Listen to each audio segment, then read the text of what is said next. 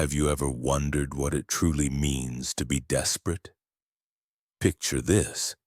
You're standing in the middle of an endless desert, the sun beating down mercilessly, your throat parched beyond imagination, and your children crying for water that simply doesn't exist.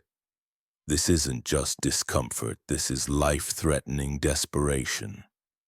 And yet, in that moment of absolute hopelessness, something miraculous happens that defies every law of nature you've ever known. What if I told you that the same staff that turned Egypt's mighty Nile River into blood would strike a barren rock and bring forth life-giving water? What if I told you that this same community would face their first military battle, where the outcome wouldn't depend on swords or shields, but on one man's ability to keep his arms raised toward heaven? Sekakudumot. Today we're diving deep into one of the most dramatic and faith-testing episodes in biblical history. Exodus chapters 17 and 18. This isn't just ancient history.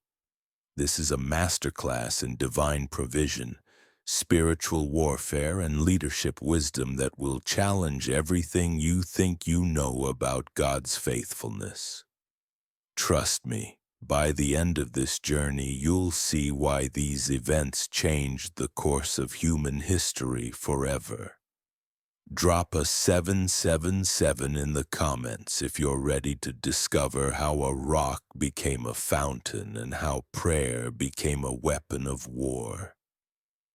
The wilderness of sin had been left behind, and now the entire nation of Israel, somewhere between 2 and 3 million people, was moving like a massive caravan across the scorching desert landscape. Can you imagine the logistics of such a journey? The dust clouds, the constant movement, the elderly struggling to keep pace, children clinging to their parents, livestock bleeding in the heat. This wasn't a leisurely camping trip. This was survival on an unprecedented scale. They arrived at a place called Rephidim, and immediately a crisis erupted that would test their faith to the breaking point. There was no water, not a trickle, not a stream, not even a muddy puddle. In the ancient Near East, water wasn't just a convenience. It was the difference between life and death. Without it, this entire generation would perish in the wilderness, and God's promise to Abraham would die with them. The reaction was swift and fierce. The people didn't politely approach Moses with their concerns. They quarreled with him. They demanded answers. They accused him of leading them into a death trap. Their words cut like daggers. Why did you bring us up out of Egypt? To kill us and our children and our livestock with thirst. Can you hear the desperation in their voices?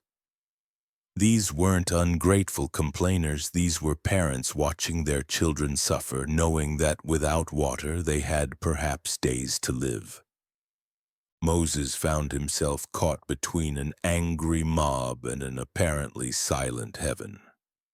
The text tells us something chilling. The people were ready to stone him. Picture that scene. The man who had led them out of slavery, who had witnessed miracle after miracle, was now facing a lynch mob because their basic need for survival wasn't being met. Have you ever felt that pressure when people look to you for answers you don't have? In that moment of crisis, Moses did the only thing he could do. He cried out to God. His prayer was raw, honest, and desperate. What am I to do with these people? They are almost ready to stone me. This wasn't a polite, formal prayer offered in the comfort of a sanctuary. This was a man at the end of his rope, facing potential death, pleading for divine intervention. God's response was immediate and specific. He didn't give Moses a lecture about faith or patience. Instead, he gave him precise instructions that would connect this miracle to their deliverance from Egypt in a profound way. "Go out in front of the people," God said. "Take with you some of the elders of Israel and take in your hand the staff with which you struck the Nile." That staff. Do you realize the significance of that detail? This wasn't just any piece of wood. This was the same staff that had turned Egypt's life-giving river into blood, leaving the Egyptians with nothing to drink. The same staff that had brought plagues upon their oppressors. The same staff that had parted the Red Sea. Now God was saying, take that instrument of judgment and make it an instrument of mercy. But here's where it gets even more incredible. God told Moses, "I will stand there before you by the rock at Horeb. Strike the rock and water will come out of it for the people to drink." Think about this for a moment. The creator of the universe, the God who spoke galaxies into existence, was promising to personally stand before a rock in the desert. This wasn't just a miracle, this was a divine appointment. Moses gathered the elders, the witnesses who would carry this story to future generations, and walked to the rock. Can you imagine their thoughts? Here was their leader holding a wooden staff, approaching a solid piece of stone, claiming that water would flow from it. By every natural law, by every principle of physics, this was impossible. Rocks don't contain water. You can't strike stone and expect a fountain. But Moses raised the staff, the same staff that had demonstrated God's power in Egypt, and struck the rock. And in that instant, the impossible became reality. Water burst forth, not a trickle, not a gentle stream, but enough water for millions of people and their livestock. The text doesn't give us all the details, but imagine the sound as water exploded from solid rock. Picture the joy, the relief, the absolute amazement as people rushed forward to drink. The elders witnessed it all. They saw the barren rock become a fountain of life. They watched as desperation turned to celebration, as death became life, as the impossible became undeniable reality. This wasn't a magic trick or an illusion. This was the God of Israel demonstrating his power to provide in the most hopeless circumstances. Amalekite. Moses named that place Massa and Meribah, testing and quarreling, because the people had tested God and quarreled with Moses. But think about what really happened there. Yes, the people grumbled and complained, but God responded with grace. They questioned his presence, asking, "Is the Lord among us or not?" And his answer wasn't words, it was water flowing from stone. This miracle established a pattern we'll see throughout Israel's history. When they faced impossible situations, when human resources ran out, when death seemed certain, God would provide in ways that defied explanation. The rock at Rephidim became a testimony to his faithfulness, a proof that he could bring life from the most unlikely sources. But the story doesn't end there. No sooner had the water crisis been resolved than a new threat appeared on the horizon. And this time, it wouldn't be thirst they'd face, but warfare. The Amalekites came like shadows across the desert, their war cries echoing through the canyon walls of Rephidim. These weren't random bandits or desperate nomads. These were the descendants of Esau, Jacob's own brother, making this attack a family betrayal of the deepest kind. Can you imagine the shock? Here were the Israelites, barely recovered from their water crisis, celebrating God's miraculous provision, when suddenly they found themselves facing their first military engagement since leaving Egypt. But who were these Amalekites, and why did they choose this moment to strike? They were a nomadic people, fierce warriors who had roamed these desert regions for generations. Their ancestor Amalek was Esau's grandson, which meant these attackers shared the same bloodline as the very people they sought to destroy. This wasn't about territory or resources. This was about something much darker, something that would echo through the centuries as pure, unprovoked hatred. The timing of their attack reveals something sinister about their intentions. They didn't strike when Israel was strong and organized in Egypt. They didn't attack when they were crossing the Red Sea with divine protection clearly visible. No. They waited. They watched. They chose the moment when Israel appeared most vulnerable, tired from traveling, recently panicked about water, scattered across the wilderness with their backs turned. Moses faced a completely different kind of crisis now. This wasn't about natural resources or environmental challenges. This was about survival in the face of human evil. And for the first time since leaving Egypt, the Israelites would have to fight. They had spent 400 years as slaves, not warriors. They had no military training, no battle experience, no proven commanders. Their only victories had come through divine intervention while they watched from the sidelines. But Moses made a decision that would change everything. He turned to a man named Joshua, and this is the very first time we encounter this future leader in Scripture. Think about that moment. Out of millions of people, Moses selected this one individual to lead Israel's first military campaign. What did Moses see in Joshua that made him trust him with the lives of the entire nation? The battle plan Moses devised reveals something profound about the nature of spiritual warfare. He divided the responsibility. Joshua would take chosen men and fight in the valley, while Moses would position himself on the hilltop with the staff of God in his hands. This wasn't about separating the physical from the spiritual. This was about integrating them into one unified strategy. Can you picture that scene? In the valley below, Hebrew warriors who had never held swords were preparing to face seasoned desert fighters.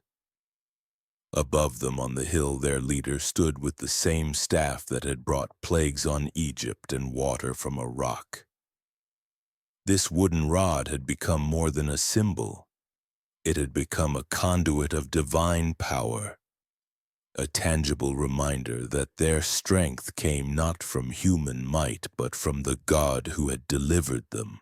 As the battle commenced, something extraordinary began to unfold. The text tells us that as long as Moses held up his hands, Israel prevailed. But when his hands grew tired and dropped, the Amalekites gained the advantage. This wasn't coincidence or superstition. This was a supernatural connection between intercession and victory that defied every military principle known to man. Imagine being a warrior in that valley, sword in hand, facing an enemy who wanted to wipe you from existence. Now imagine looking up and seeing your leader on the hill, arms raised toward heaven, and knowing that your very life depended not just on your skill with weapons, but on his ability to maintain that posture of prayer. The stakes couldn't have been higher, and the dependence on divine intervention couldn't have been more obvious. But Moses was human, and humans get tired. As the battle raged from morning toward evening, his arms began to ache. His shoulders burned, his muscles trembled with exhaustion. and every time his hands dropped, the report came from the battlefield. Amalek was pushing forward. Israelite warriors were falling back. Defeat was creeping closer. This is where the beauty of community support enters the story. Aaron and Hur, seeing Moses' struggle, didn't just offer encouragement from the sidelines. They took action. They found a stone for Moses to sit on, then positioned themselves on either side of him, physically holding up his arms when his strength failed. Picture that image. 3 men working together, 1 interceding, 2 supporting, all of them united in the desperate need for victory. What would have happened if Aaron and Hur had been elsewhere that day? What if they had decided their presence wasn't important since they weren't fighting in the valley? What if they had assumed Moses could handle the spiritual battle alone? The text suggests that without their support, Israel would have been defeated, and the entire course of biblical history would have been changed. This battle established principles that would echo through Scripture for millennia. Victory belongs to the Lord, but it often requires human participation in ways we might not expect. Prayer isn't passive. It's active warfare that can determine the outcome of physical battles. And the church, the community of believers, must support those who stand in the gap, because even the strongest leaders need others to help them maintain their spiritual posture. As the sun began to set over the battlefield, Joshua's forces achieved complete victory. The Amalekites were defeated, scattered, driven back into the desert from which they had emerged. But this wouldn't be the end of the story between these 2 peoples. God would later command that the memory of Amalek be completely blotted out, that their name be erased from under heaven. Why such harsh judgment? Because the Amalekites represented something beyond mere military opposition. They embodied unprovoked hatred, the spirit that attacks God's people not for what they've done but simply for who they are. From a barren rock in the desert to a hilltop overlooking a battlefield, we've witnessed something extraordinary unfold in these 2 chapters of Exodus. 2 seemingly different crises, one about water, one about warfare, but both revealing the same fundamental truth about the character of God and the nature of faith. Think about it. When the people faced death by thirst, God didn't just provide water, He provided it in a way that was impossible to explain by natural means.